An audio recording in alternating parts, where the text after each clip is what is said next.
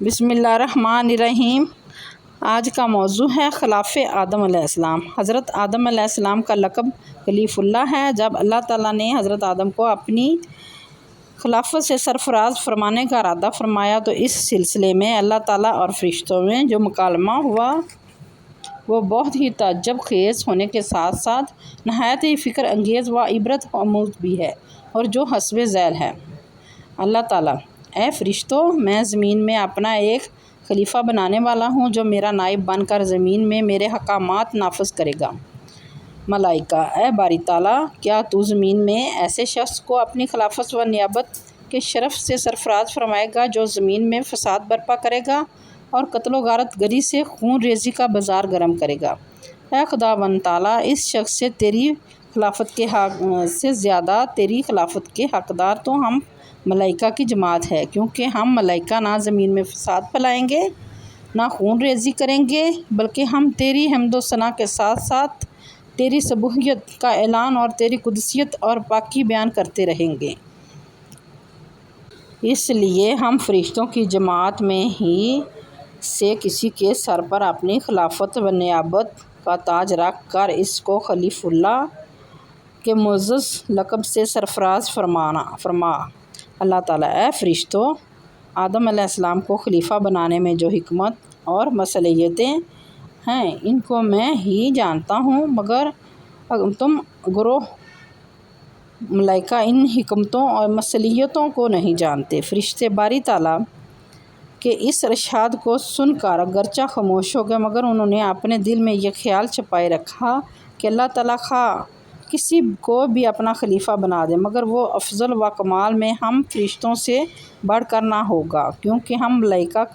فضیلت کی جس منزل پر ہیں وہاں تک کسی مخلوق کی بھی رسائی نہ ہو سکے گی، اس لیے فضیلت کی تاجدار بہرحال فرشتوں کی جماعت ہی رہے گی۔ اس کے بعد اللہ تعالیٰ نے حضرت آدم علیہ السلام کو پیدا فرما کر تمام چھوٹی بڑی چیزوں کا علم ان کو عطا فرما دیا۔ اس کے بعد پھر اللہ تعالیٰ اور ملائکہ کا حسب ذیل مکالمہ ہوا۔ اللہ تعالیٰ: اے فرشتوں، اگر تم اپنے اس دعوے میں سچے ہو کہ تم سے افضل کوئی دوسری مخلوق نہیں ہو سکتی تو تم ان تمام چیزوں کے نام بتا دو جن کو میں نے تمہارے پیش نظر کر دیا۔ ملائکہ: اے اللہ تعالیٰ، تو ہر نقص و عیب سے پاک ہے، ہمیں تو بس اتنا ہی علم ہے کہ جو تو نے ہمیں عطا فرما دیا، اس کے سوا ہمیں اور کسی چیز کا کوئی علم نہیں۔ ہم بالغین یہ جانتے اور مانتے ہیں کہ بلا شبہ علم و حکمت کا خالق و مالک تو صرف تو ہی ہے۔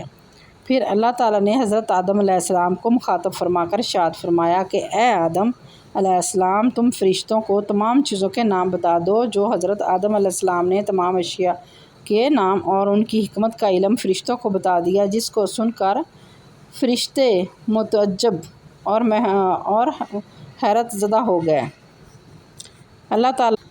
اے فرشتوں، کیا میں نے تم سے یہ نہیں فرما دیا تھا کہ میں آسمان و زمین کی تمام چھپی ہوئی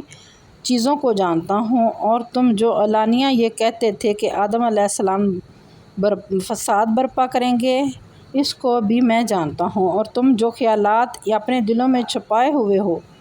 تھے کہ کوئی مخلوق تم سے بڑھ کر افضل نہیں پیدا ہوگی، میں تمہارے دلوں میں چھپے ہوئے ان خیالات کو بھی جانتا ہوں۔ پھر حضرت آدم علیہ السلام کے افضل و کمال کے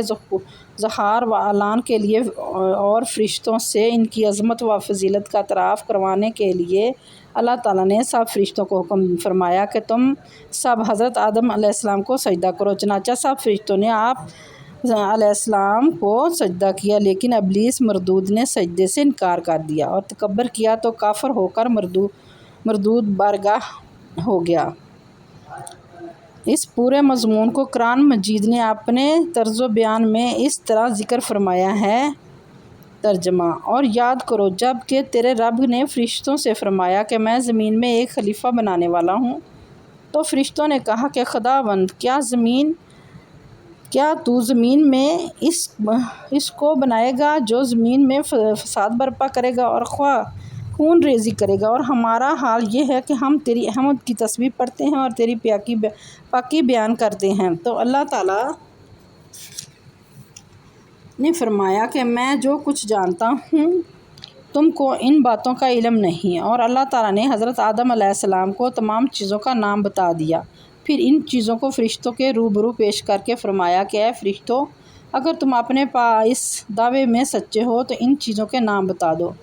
تو فرشتوں نے عرض کیا کہ اے اللہ تعالیٰ، تو تمام عیب سے پاک ہے، ہمیں تو بس اتنا ہی علم ہے جتنا تو نے ہمیں علم دیا، بلا شبہ علم و حکمت والا صرف تو ہی ہے۔ اللہ تعالیٰ نے فرمایا کہ اے آدم، تم ان فرشتوں کو ان چیزوں کے نام بتا دو۔ تو حضرت آدم علیہ السلام نے ان فرشتوں کو ان چیزوں کے نام بتا دیے۔ تو اس وقت اللہ تعالیٰ نے فرشتوں سے فرمایا، کیا میں نے تم سے یہ نہیں فرما دیا تھا کہ میں آسمانوں اور زمینوں کی تمام چھپی ہوئی چیزوں کو جانتا ہوں؟ اور یاد کرو، جب ہم نے